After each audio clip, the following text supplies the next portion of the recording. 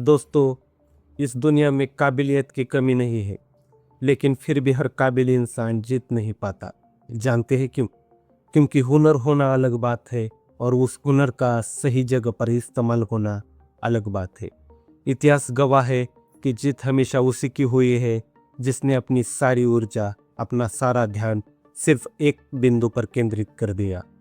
महाभारत का यह प्रसंग सिखाता है कि सफलता के लिए सिर्फ आंखों का होना जरूरी नहीं, बल्कि उन आंखों में नजरिया होना जरूरी है।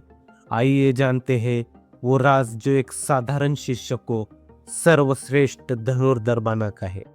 नमस्कार, मैं ज्ञानेश्वर जादव और आप देख रहे हैं ज्ञानेश्वर टॉक्स। जब गुरु द्रोणाचार्य अपने शिष्यों की परीक्षा ले रहे थे, उन्होंने एक पेड़ की ऊंची टहनी पर लकड़ी की एक नकली चिड़िया रखी थी और शिष्य से कहा, उन्हें चिड़िया की आंख पर निशाना साधना है। सबसे पहले युधिष्ठिर आगे आए। गुरु द्रोण ने पूछा, पुत्र, तुम्हें वहां क्या क्या दिखाई दे रहा है? युधिष्ठिर बोले, गुरुदेव, मुझे नीला आसमान, पेड़, उसकी टहनी और वह चिड़िया दिख रही है। द्रोण ने कहा, पीछे हट जाओ तो निशाना नहीं लगा पाओगे। फिर दुर्योधन की बारी आई। उसने कहा, मुझे फल, पत्ते और चिड़िया का पूरा शरीर दिख रहा है। गुरु ने उसे भी मना कर दिया। अंत में अर्जुन आगे आए। द्रोणाचार्य ने वही सवाल दोहराया, अर्जुन, तुम्हें क्या क्या दिख रहा है? अर्जुन ने स्थिरता से कहा, गुरुदेव, मुझे सिर्फ चिड़िया की आंख दिख रही है।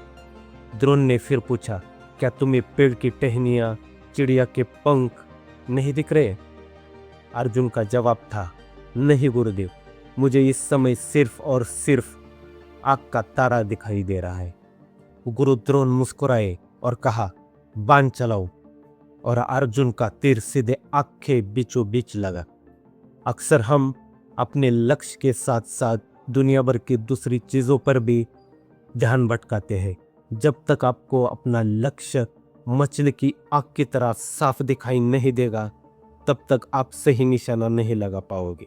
सफलता के लिए क्या करना है से ज्यादा जरूरी है यह जानना कि क्या देखना है। अपने लक्ष्य को इतना बड़ा कर ले कि बाकी की रुकावटें और शोर आपको दिखाई न दे।